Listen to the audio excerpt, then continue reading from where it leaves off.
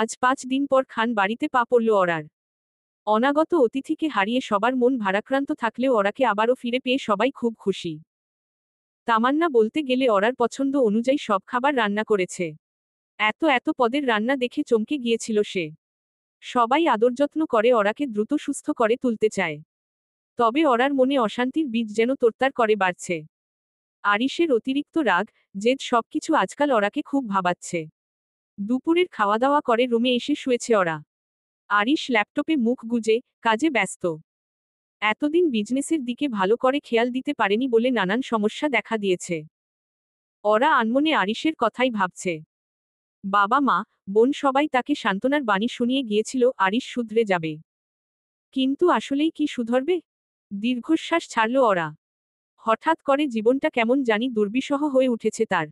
আরিশ, ভেতরে আসবো? আচমকা চাচির কণ্ঠস্বর শুনে মাথা তুলে তাকালো আরিশ। তাসলিমা খাতুন দরজার বাইরে দাঁড়িয়ে আছেন। আরিশ এক নজর দেখার পর আবারও ল্যাপটপের দিকে দৃষ্টি নিবদ্ধ করে বলল, আসুন। আরিশের এমন হাবভাব অরার ভীষণ খারাপ লাগে। ছেলের ঘরে আসতে গেলেও অনুমতি লাগবে? প্রথম প্রথম তামান্নার কাছে আরিশের বিষয় সবকিছুই শুনত অরা। আরিশ বরাবরই এমন স্বভাবের। কাউকে নিজের ঘরে আসতে দিতেও অসহ্য লাগত তার। এমনকি কেউ অনুমতি ছাড়া ঘরে ঢুকতে পারে না। তাসলিমা মুচকি হেসে অরার দিকে এগোলেন। অরাও হাসির বদলে চওড়া হাসি উপহার দিল তাকে। কেমন আছো এখন, অরা? বিছানার পাশেই দাঁড়িয়ে জিজ্ঞেস করলেন তাসলিমা। অরা মুচকি হাসল। পরক্ষণেই ম্লান হয়ে গেল তার চেহারা। আলহামদুলিল্লাহ। আপনি বসুন, চাচি। তাসলিমা ধীরেসুস্থে অরার পাশে বিছানায় বসলেন। অরা আবারও বলল, আপনার শরীর কেমন আছে এখন? ভালো আছি রে মা, শুধু ইদানিং কোমরের ব্যথাটা বেড়েছে একটু। সে কি? ঔষধ খাননি? নাকি ডাক্তার দেখাননি? কিছুটা ব্যতিব্যস্ত হয়ে উঠল অরা। আরিশ তার আচার আচরণ দেখছে কেবল। একটা মেয়ে এত সহজে কাউকে এভাবে আপন করে নিতে পারে? সবকিছু করেছি। বয়স হচ্ছে তো। শরীরে এখন একটু আধটু অসুখ থাকবে। তুমি ঠিকমতো খাওয়া দাওয়া করো, অরা। চোখমুখ কেমন ফ্যাকাশে লাগছে। জি, করব চাচি। তাসলিমা খাতুন বসা থেকে উঠে দাঁড়ালেন। অরা শোয়া থেকে উঠতে চাইলে আরিশ ধমকে ওঠে। উঠছ কেন? আচমকা ধমকে কিছুটা ভয়ই পেয়েছে অরা। তাসলিমা নির্বাক। ওঠা যাবে না? এমনি বসতে চেয়েছিলাম। মাত্রই তো খেয়ে শুয়েছিলে, আর কিছু সময় থাকো। অরার ভালো লাগছে না। সে কথা বাড়াতে চায় না। চুপচাপ শুয়ে পড়ে। আরিশের এমন অতিরিক্ত যত্নশীল মনোভাব আজকাল বিরক্ত লাগে তার। আমি আসছি, পরে কথা হবে। আচ্ছা চাচি। তাসলিমা খাতুন ধীরপায় দরজার দিকে এগোলেন। উনি চলে যেতেই আরিশ গিয়ে দরজা আটকে দিয়ে বিছানায় গিয়ে বসে। অরা মুখ গোমরা করে চুপচাপ শুয়ে আছে। আরিশ তাকে শোয়া অবস্থায় কোলে উঠিয়ে শুইয়ে দিল। এক হাতে অরার মাথা রাখা, অন্য হাতে তার কপালের ওপর পড়ে থাকা ছোট চুলগুলো সরিয়ে দিচ্ছে আরিশ। কি হয়েছে? মন খারাপ, হামিংবার্ড? অরা কথা বলে না। মাথা নাড়ে কেবল। আরিশ নিজে থেকেই বলে, আমার পাখিটা আর আগের মতো নেই। ছোট্ট, ভীতু, আদুরে একটা মেয়ে ছিল আমার হামিংবার্ড। যাকে শত যন্ত্রণা দিলেও একটু ভালোবাসা পেলে গলে যেত। সেই মেয়েটাকে হুট করেই যেন হারিয়ে ফেলেছি আমি। তুমি কি জানো অরা, কোথায় গেলে তাকে আমি পাব? অরার বুক চিরে দীর্ঘশ্বাস বেরিয়ে আসে। চোখ ছলছল করছে। চাইলেও আগের মতো আরিশের সাথে মিশতে পারছে না সে। হয়তো শুরু থেকেই আরিশের অতিরিক্ত ভালোবাসা, আদর, জেদ, রাগ, হিংস্রতা নিয়ে অরার মনে একটা ক্ষোভ লুকিয়েছিল। বাচ্চা নষ্ট হওয়ার পর থেকে সেই ক্ষোভ আরও বৃদ্ধি পাচ্ছে। আমি জানি না, আরিশ। আরিশের বুকটা কেমন করছে। মনে হচ্ছে খালি হয়ে যাচ্ছে। ঝুঁকে অরার কপালে ঠোঁট স্পর্শ করায় সে, তারপর গালে, একে একে নাকের ডগা এবং পরিশেষে অরার হাতে। বিশ্রাম নাও। আমি একটু বের হব। কোথায় যাবেন? কিছু কাজ আছে। সেগুলো করতে হবে। এতদিন অফিসে যাইনি তো, নানান ঝামেলা হয়েছে। আরিশ অরাকে বিছানায় আলতো করে শুইয়ে দিয়ে ওয়ার্ড্রোবের দিকে এগোল। ঠিক আছে। অরার সংক্ষিপ্ত উত্তর। আরিশ বাইরে যাওয়ার জন্য রেডি হয়ে নেয়। কিছুক্ষণের মধ্যেই রুম ত্যাগ করে। ভদ্রলোক চোখের আড়াল হতেই শোয়া থেকে উঠে বসে অরা। সাথে স্বস্তির নিঃশ্বাস ফেলে। কিছুদিন বাবার বাড়ি থাকতে পারলে ভালো লাগতো, এসব ভাবতে থাকে অরা। কিন্তু আরিশ? সো কি যেতে দেবে অরাকে? রাগে বালিশ ছুঁড়ে ফ্লোরে ফেলল অরা। সামান্য বাবার বাড়ি যাওয়া নিয়েই এত ঝামেলা কার ভালো লাগে? ফোনের রিংটোনের শব্দে নড়েচড়ে উঠল সে। কে কল করলো ভাবতে ভাবতে ফোনের স্ক্রিনে তাকিয়ে দেখল, আরিশ কল করেছে। মাত্র বাসা থেকে বেরিয়ে গেল, এর মধ্যেই কল কেন? কিছুটা বিরক্তি নিয়ে কল রিসিভ করল ওরা। হ্যালো। ঘর থেকে বেরিয়ে বেশি হাঁটাহাঁটি করবে না, পাখি। তোমার শরীর অনেক ফুরবল। আমি তাড়াতাড়ি ফিরে আসব। আচ্ছা। কল কেটে দিল ওরা। চুপচাপ বসে রইল ওভাবেই। ভরদুপুর বেলা। আকাশে কালো মেঘ করেছে। শীঘ্রই হয়তো বৃষ্টি হবে। উত্তরের ঠান্ডা হাওয়া এবং দূর আকাশের কালো মেঘগুলো অন্তত এমনই আভাস দিচ্ছে। গত কয়েকদিন ধরে বোনের শরীর খারাপের বিষয় চিন্তিত থাকার ফলে পলাশের বিষয়টা কিছুটা হলেও ভুলেছিল নয়না। কিন্তু আজ ভীষণ করে মনে পড়ছে তাকে। পলাশের নতুন ফোন নম্বর স্কুলের কারোর কাছেই নেই। যাওয়ার আগে কেবল নয়নাকে নতুন সিমের নম্বরটা দিয়ে গিয়েছিল। অথচ নয়না সেটা হারিয়ে ফেলেছে। বুকের পাঁজর ফুঁড়ে দীর্ঘশ্বাস বেরিয়ে আসে। নয়না ছাদে গিয়ে জামাকাপড়গুলো একটু নিয়ে আয় তো। মায়ের গলা শুনে জানালার পাশ থেকে সরে দাঁড়ালো নয়না। রোকসানা নয়নার রুমে একবার উকি দিলেন। তড়িঘড়ি করে যেতে যেতে ফের বললেন, দাঁড়িয়ে না থেকে যা, তাড়াতাড়ি। বৃষ্টি এলো বলে। হ্যাঁ, মা। যাচ্ছি। নয়না দ্রুত পায়ে ঘর থেকে বেরিয়ে সিঁড়ির দিকে এগোয়। ছাদে যেতেই তার দু চোখ জড়িয়ে গেল। বৃষ্টি আসার আগমুহূর্তের মতো সুন্দর দৃশ্য প্রকৃতিতে আর দ্বিতীয়টি নেই বলেই মনে হলো তার। ছাদের মাঝখানে দাঁড়িয়ে দুহাত ছড়িয়ে আকাশের পানে মুখ করে দাঁড়ালো নয়না। ঝিরিঝিরি বৃষ্টির ফোঁটা পড়ছে ধরণীর বুকে, সাথে শীতল হাওয়া বইছে। নয়নার মনটা কেমন ফুরফুরে হতে লাগল। আচমকাই মনে পড়ল পলাশের দেওয়া সেই চিঠির কথা, বক্সের কথা। চোখ খুলে ফেলল নয়না। বুক ধুকপুক করছে। ইতিমধ্যে বৃষ্টির তোপ বৃদ্ধি পেয়েছে। জামাকাপড়ের দিকে নজর পড়তেই আঁতকে উঠল সে। আজ মা নিশ্চিত বকবে ভেবে তাড়াতাড়ি সবগুলো জামাকাপড় নিজের হাতে কাঁধে নিয়ে ছাদ থেকে নেমে গেল নয়না। জামাকাপড়গুলো ঠিকঠাক জায়গায় রেখে তাড়াতাড়ি নিজের ঘরে চলে এসেছে নয়না। পলাশের দেওয়া চিঠি আর বক্সটা ড্রয়ারের ভেতরই রেখেছিল। খুব তড়িঘড়ি করে ড্রয়ার খুলে সেসব খুঁজতে শুরু করল মেয়েটা। মনে মনে ভয় তার যদি ওগুলোও হারিয়ে যায়। বুকটা হুহু করে ওঠে নয়নার। কিন্তু কাঙ্ক্ষিত জিনিসগুলো নজরে আসতেই স্বস্তির নিঃশ্বাস ফেলে সে। কাপা কাপা হাতে চিঠিটা খুলতে শুরু করে। নয়না, তুমি আমাকে পছন্দ করো, এটুকু জানি। সেটা বুঝতে আমার দেরি হয়নি। কিন্তু ভালোবাসো কিনা, সেটা জানতে চেয়েছিলাম আমি। তবে উত্তর পাইনি। হয়তো তোমার থেকেই সেই উত্তরের অপেক্ষায় থাকবো আমি। এই শহর ছেড়ে যাচ্ছি, কিন্তু মনটা তোমার কাছেই ফেলে যাচ্ছি। আমি জানি, একদিন ফিরে আসব, ঠিক 2 বছর পর, আর তখন আমি তোমার চোখে খুঁজব সেই প্রশ্নের উত্তর। তুমি হয়তো এখন দ্বিধায় আছো, তোমার অনুভূতির গভীরতা নিয়ে। সেটাই স্বাভাবিক। কিন্তু আমি জানি, তুমি আমার কথাগুলো মনে রাখবে। এই চিঠিটা হয়তো তোমার ডায়েরির পাতায় চাপা পড়ে থাকবে, কিন্তু কোনো এক নির্জন দুপুরে, হয়তো বৃষ্টির দিনে, তুমি এটা খুলে পড়বে, আর আমায় মনে করবে। নয়না, আমি চাই না তুমি এখনই উত্তর দাও। আমি শুধু চাই, তুমি সত্যিই যদি একদিন বুঝো আমার ভালোবাসার মানে, তাহলে আমাকে মনে রেখো। 2 বছর পর, যদি আমি ফিরি আর দেখি তোমার চোখে সেই একই চুপচাপ আলোটা আছে, আমি তোমার হাতটা ধরব, আর এক মুহূর্তের জন্য ছেড়ে যাব না। তুমি যদি ভুলে যাও, তাও দোষ নেই। আমি ভালোবাসি বলেই তোমার স্বাধীনতাটাও ভালোবাসি। ভালো থেকো নয়না। আর অপেক্ষা করো। কারণ আমি ফিরব। তোমার পলাশ। চিঠির ওপরে নয়নার গাল বেয়ে কয়েক ফোঁটা জল গড়িয়ে পড়েছে। নিঃশব্দে চোখের জল ফেলছে সে। বাইরে তুমুল বৃষ্টি হচ্ছে। পলাশের কথা সত্যি হয়েছে। কোনো এক বৃষ্টির দিনেই নয়না তার পলাশের দেওয়া চিঠিটা পড়েছে। তার মন কেমন করছে আজ এই বৃষ্টিমুখর দিনে। নয়না চিঠিটা বুকে চেপে ধরে ফুপিয়ে কেঁদে ওঠে। কেমন লাগাম ছাড়া লাগছে যেন তার। হুট করেই ফ্লোরে বসে পড়ল সে। তারপর কতক্ষণ ওভাবে বসে রইল তার হিসাব করা হল না আর। বৃষ্টি মাথায় নিয়ে বাড়ি ফিরেছে আরিশ। সেই যে দুপুরে বৃষ্টি নামলো আর থামবার নামগন্ধ নেই। গাড়িতে থাকলেও একটু আধটু বৃষ্টির ছিটে লেগেছে আরিশের শরীরে। রুমে ঢুকেই আরিশের সজাগ দৃষ্টি ওরাকে খুঁজতে লাগল। কিন্তু কোথাও দেখতে পেল না। কেমন অশান্ত হয়ে উঠল সে। চিৎকার জুড়ে বসল। তামান্না! তামান্না! ওরা কোথায়? তামান্না সাবিহার রুমে ছিল। ওরাও সেখানে। আরিশের হাঁকডাক শুনে তিনজনই রুম থেকে বেরিয়ে আরিশের রুমের দিকে এগোলো। কি হয়েছে ভাইয়া? ভাবি তো আমাদের সাথে ছিল। ওরাকে দেখে স্বস্তির নিঃশ্বাস ছাড়ল আরিশ। ইদানিং আরিশ খুব নিরাপত্তাহীনতায় ভুগছে। মনে হচ্ছে এই বুঝি ওরা কোথায় চলে গেল, তাকে ছেড়ে দিল। কিছু না। ঠিক আছে। তোরা যা, ওরা রুমে এসো। তামান্না, সাবিহা আরিশের কথা মতো চলে গেল। ওরাও ধীর পায়ে রুমের ভেতর ঢুকেছে। আরিশ ধীরে ধীরে এগিয়ে গেল ওরার দিকে। ততক্ষণে ওরাও বুঝতে পারছে, তার প্রতি আরিশের এই পাগলপনা কেবল রাগ বা হঠকারিতা নয়। হয়তো ভেতরের গভীর একটা ভয়, একটা শূন্যতার আশঙ্কা। তুমি কোথায় ছিলে? আমি রুমে এসে তোমাকে না দেখে।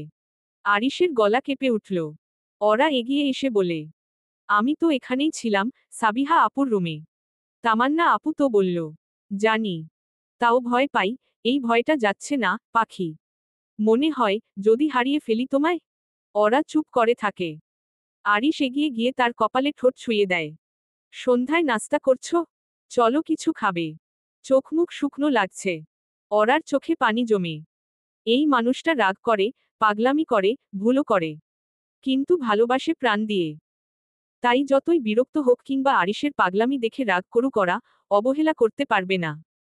ভয় পেও না, আরিশ। আমি তোমাকে ছেড়ে কোথাও যাব না। ওরা ধীরে ধীরে বলল। আরিশ চুপ করে মাথা ঝাঁকায়। তারপর বলে, তবুও তুমি একটু চোখের আড়াল হলেই আমার বুকটা খালি খালি লাগে। বুঝতে পারো না? ওরা এগিয়ে গিয়ে তার বুকে মাথা রাখে। বাইরে তখনও বৃষ্টি ঝরছে, কিন্তু খানিকটা থেমে এসেছে। বাইরে এখনো বৃষ্টি ঝরছে, তবে একটু থেমেছে। জানালার পাশে ঘরের নরম আলোয় দাঁড়িয়ে আছে ওরা আর আরিশ। ওরা তার বুকে মাথা রেখে চোখ বন্ধ করে রেখেছে। সেই স্পর্শে যেন অস্থিরতা মুছে যাচ্ছে ধীরে ধীরে। আরিশও তাকে জড়িয়ে রেখেছে, এমনভাবে, যেন একটু আলগা হলেই সব ভেঙে যাবে, হারিয়ে ফেলবে ওরাকে। বুঝতে পারি আমি। ফিসফিস করে বলল ওরা। একটু থেমে আবার বলতে লাগল। আমি সরি, রাগী ভূত। কিছুদিন ধরে তোমার সঙ্গে খুব খারাপ ব্যবহার করছি। জানি না কেন এমন করলাম হঠাৎ। আরিশ তার পিঠে ধীরে হাত বুলিয়ে দিল। তারপর দুই গালে হাত রেখে মুখটা নিজের দিকে তুলে আনল। দুজনের চোখ এক মুহূর্তে আটকে গেল। সময় সবকিছু ঠিক করে দিবে, হামিংবার্ড। শুধু ভয় পাই, যদি তুমি। আরিশের কথার মাঝখানে ওরা তার ঠোঁটে আঙুল চেপে ধরে থামিয়ে দিল।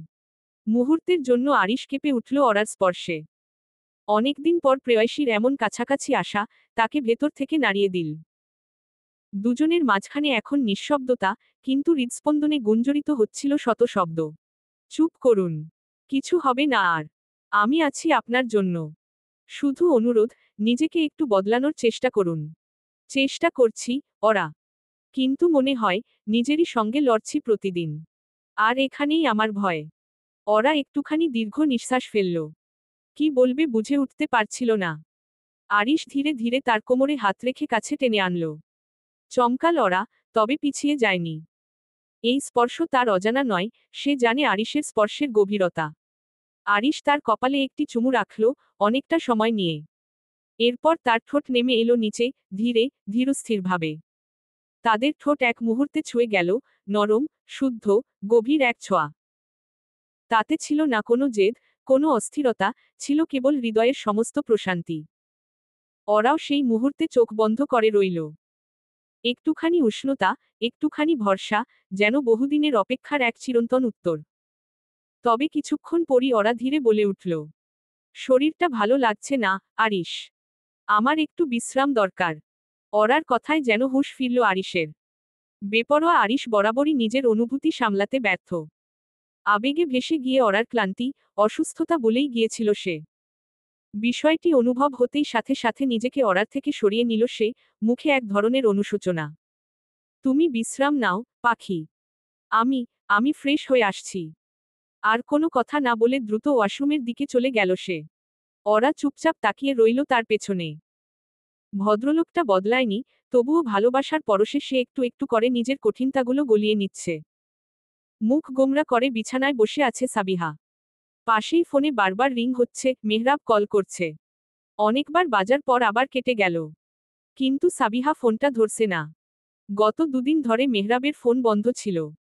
চিন্তায় অস্থির হয়েছিল সে।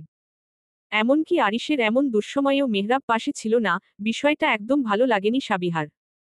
এতবার কল করছে কে, সাবিহা? রিসিভ না করে বসে আছিস যে? মায়ের কথায় চমকে উঠল সে। কি বলবে? মেহরাব কল করেছে, তাসলিমা খাতুন যদি ভুল কিছু ভেবে বসেন। তাই চুপ করে রইল সাবিহা। কিন্তু তাসলিমা খাতুন আবারও বললেন, কি রে? আমার এক বন্ধু কল করছিল। ওহ, তা বন্ধু যখন কল করেছে, কথা বলছিস না কেন? সময় হলে বলবো। বিছানায় পা ঝুলিয়ে বসলেন তাসলিমা খাতুন। এক দীর্ঘ নিঃশ্বাস ফেলে বললেন, অরার অসুস্থতার জন্য তালহার বিয়েটা পিছিয়ে গেল। তোর তো ক্লাসও বন্ধ যাচ্ছে। আমি আর বিদেশে ফিরব না, মা। চমকে উঠলেন তাসলিমা। বিস্মিত হয়ে জিজ্ঞেস করলেন, কি বলছিস এসব? যা বলছি ঠিকই বলছি। আমি আরিশ ভাইয়ার সঙ্গে কথা বলে নেব। লেখাপড়া না করলে কি করবি? বিয়ে? মায়ের মুখে এমন কথা শুনে হঠাৎ থমকে গেল সাবিহা। মেহরাবকে বিয়ে করে সংসার করতে চায় সে। কিন্তু মাকে সেটা সরাসরি বলা যাচ্ছে না। সেটা পরে দেখা যাবে, মা। তুমি এত চিন্তা করো না। বোঝা যায় না তোদের মতিগতি। বিদেশে গিয়ে ভালো করে পড়াশোনা করে একটা চাকরি বাকরি করবে, এই আশায় তো পাঠালাম। আর তুই দেশে বসেই থেকে যেতে চাইছিস। যা খুশি কর। বলতে বলতেই রাগে ভরা মুখে ঘর থেকে বেরিয়ে গেলেন তাসলিমা খাতুন। সাবিহা চুপচাপ বসে রইল। বলার মতো কিছু ছিল না তার কাছে। সবচেয়ে আগে দরকার মেহরাবের সঙ্গে কথা বলা। তারপর দেখা যাবে কি হয়। এইভাবে দেখতে দেখতে কেটে গেছে প্রায় 1 সপ্তাহ। অরার শরীর এখন অনেকটাই ভালো। আরিশও নিয়মিত অফিসে যাচ্ছে। তালহা তামান্নার বিয়ে নিয়ে আবারও আলোচনা শুরু হয়েছে, তবে এবার তারা তাড়াহুড়া করতে চায় না। ওরা পুরোপুরি সুস্থ হওয়ার পরই বিয়ে করতে চায় তারা। আর এদিকে সাবিহার সঙ্গে মেহরাবের কথা হয়নি 9 দিন। সেদিন মেহরাব ফোন করেছিল কিন্তু সাবিহা রিসিভ করেনি। পরে সাবিহা যখন নিজে থেকে কল করে যোগাযোগ করতে চেয়েছিল, তখন মেহরাবই ফোন ধরেনি।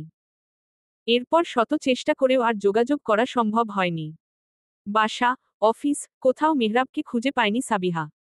আসলে মানুষ ইচ্ছে করে দূরত্ব তৈরি করলে তার কাছাকাছি পৌঁছানো মুশকিল। সন্ধ্যার ঝলমলে আলোয় আলোকিত শহরটা যেন আজ একটু বেশিই ব্যস্ত দেখাচ্ছে।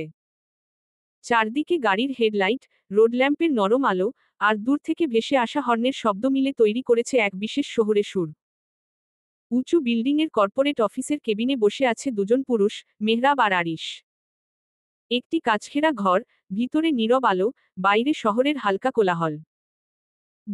জনের মাঝখানে একটি সেন্টার টেবিল, তাতে রাখা কফির কাপ। কথাবার্তা চলছে কিছুক্ষণ ধরেই স্বাভাবিক সুরে। আরিশ, বরাবরের মতোই পরিপাটি, কালো শার্টে গাঢ় ছায়া পড়েছে তার গালের ধার ধরে, গায়ে ফিটিং ফর্মাল প্যান্ট। মেহরাব আজ বেশ সাধারণভাবে এসেছে। টি শার্ট আর জিন্স, এক হাতে কফির কাপ ধরা, অন্য হাত দিয়ে চেয়ার ঘষে ঘষে কিছুটা অস্থিরতা প্রকাশ করছে। তার মুখে শান্ত ভঙ্গি। আন্টি এখন কেমন আছেন? নরম গলায় জানতে চাইল আরিশ।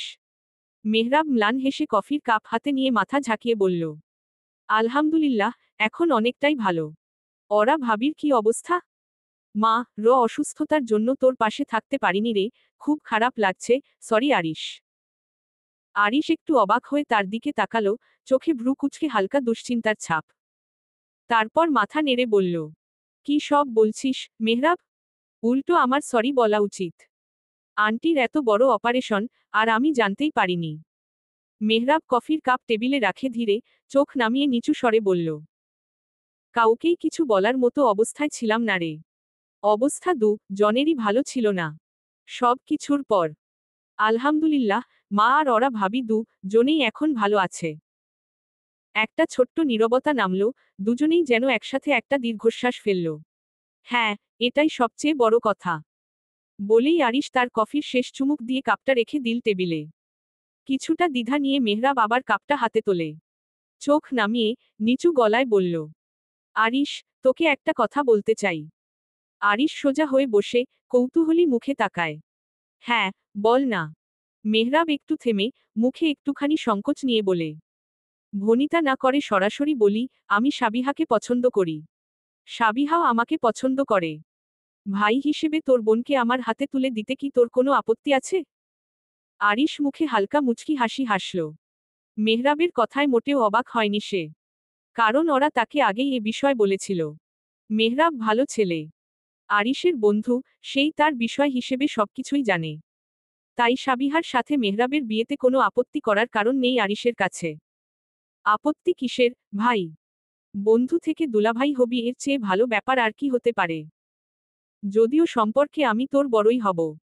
মেহরাব যেন হঠাৎ নিঃশ্বাস ফিরে পেল, মুখটা উজ্জ্বল হয়ে উঠল। চোখে মুখে এক ধরনের স্বস্তি খেলা করতে লাগল। আলহামদুলিল্লাহ, যাক।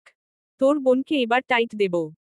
9 দিন ধরে কথা বন্ধ, একটুও যোগাযোগ করছি না। আরিশ কপালে হাত ঠেকিয়ে অবাক ভান করে বলল। কেন রে, কি হয়েছে?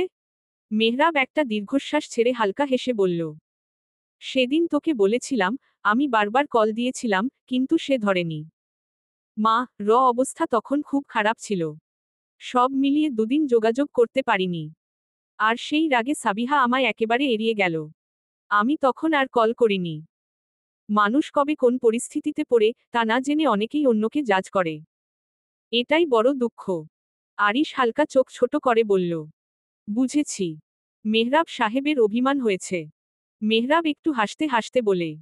আরে না, ঠিক তা না। আরিশ হেসে উঠে বলে। তামান্নাদের বিয়ের সাথে তোদের বিয়েটাও দিয়ে দেব, ভাবছি। মেহরাব চেয়ার থেকে আধা উঠে খুশিতে বলল। তাহলে তোরাও আরেকবার বিয়েটা করে নে ভাই। কি যে বিয়ে করেছিলিস, কোনো অনুষ্ঠানই তো ছিল না। আরিশ হেসে মাথা নাড়ে। চোখে মুখে স্থিরতা। বিয়ে তো দুবার করা যায় না। অনুষ্ঠান করা যায়। ওরা পুরোপুরি সুস্থ হোক, তারপর হবে সব। মেহরাব মজা করে বলে। বাহ, ছেলেটা কত ভদ্রসভ্য হয়ে গেছে। আরিশ চুপ করে থাকে এক মুহূর্ত, তারপর চোখে এক মায়াবী আলো নিয়ে বলল। সবই তোদের জন্য। আর ওরার জন্য। তারপর হঠাৎ ঘড়ির দিকে তাকিয়ে উঠে দাঁড়ায়। শোন, তাড়াতাড়ি ফিরতে হবে। ওরা গতকাল চকলেট খেতে চেয়েছিল, সেগুলো কিনে নিয়ে যেতে হবে। তুই যাবি? মেহরাব হাত নাড়িয়ে বলে। না রে। আর শোন, তোর বজ্জাত বোনটাকে কিছু বলিস না। আর একটু সোজা হোক। জনেই হঠাৎ একসাথে হেসে উঠল। অফিস কেবিনের পরিবেশ মুহূর্তেই হালকা হয়ে গেল। চায়ের গন্ধ, আলো, আর বন্ধুত্ব, সব মিলিয়ে সেই সন্ধ্যা হয়ে উঠল একটু বেশি রঙিন। রুমে পায়চারি করছে ওরা। কিছুক্ষণ পরপর দেয়ালঘড়ি দেখে সময় হিসেব করছে। পরনে তার হালকা আকাশী রঙের শাড়ি, খোপা করা চুল, চোখে কাজল। রাত 10টা পেরিয়ে গেছে। আরিশ এখনো ফেরেনি। সকালে পৈপি করে বলেছিল আজ তাড়াতাড়ি বাসায় ফিরতে। অথচ এখনো তার কোনো পাত্তা নেই। ভাবনার ছেদ ঘটল আরিশের আগমনে। দরজা পেরিয়ে রুমে প্রবেশ করতেই ওরাকে এমন পায়চারি করতে দেখে ভ্রু কুঁচকে ফেলল সে। এসব কি করছো, পাখি? পায়চারি?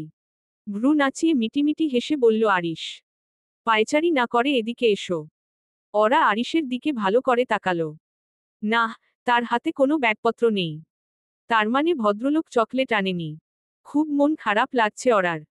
আরিশ তো ভুলবার পাত্র নয়। তবে সেসব পরে আপনি কি কিছু এনেছেন? কি আনবো? আরিশের এমন প্রশ্নে ওরার ভাবনা আরো গভীর হল। মন খারাপের সাথে রাগও হলো তার। আরিশকে কিছু বোঝার সুযোগ না দিয়ে হনহনিয়ে ওয়াশরুমের দিকে চলে গেল সে। আরিশ মাথা চুলকে মুচকি মুচকি হাসছে। ওয়াশরুমের দিকে এগিয়ে গিয়ে দাঁড়ালো সে। ওরা ভেতরে ঢুকে দরজা আটকে দিয়েছে। Open the door, hummingbird. না, খুলব না দরজা। আমি আপনার সাথে রাগ করেছি। রাগ করেছ, ভালো কথা। কিন্তু তাই বলে ওয়াশরুমে ঢুকে দরজা আটকে দাঁড়িয়ে থাকবে? আরিশের কথায় যেন সম্বিত ফিরে এলো ওরার। রাগের বশে ওয়াশরুমে ঢুকে দাঁড়ালো কেন? নিজের কাজকর্মে বড্ড আফসোস হলো তার। তাই তো, এটা তো ওয়াশরুম। এখানে কেন এলাম? তুমি বের হও। না। হোক ওয়াশরুম, তবুও এখানে থাকবো। আরিশ জোরে হেসে ফেলল এবার। আজকাল ওরার সাথে সম্পর্কটা যেন আরো মিষ্টি মধুর হয়ে উঠেছে তার। তুমি ভালো করেই জানো, আমি চাইলে দরজা ভেঙে তোমাকে বের করতে পারি। চমকাল ওরা। ভদ্রলোক সত্যি দরজা ভেঙে ফেলবে? হ্যাঁ, এটা আরিশের পক্ষে কোনো ব্যাপার নয়। তাকে এক্ষেত্রে বিশ্বাস করা যায় না। ওরা কোনো কথা না বলে আস্তে করে দরজা খুলে ফেলল। আরিশ মুচকি হেসে ওয়াশরুমের ভেতর ঢুকেই ওরার হাত দুটো পেছনে দিকে চেপে ধরল। ওরা চুপচাপ দাঁড়িয়ে আছে। আরিশের এসব আচরণের সাথে পরিচিত সে। আমার দিকে তাকাও, হামিংবার্ড।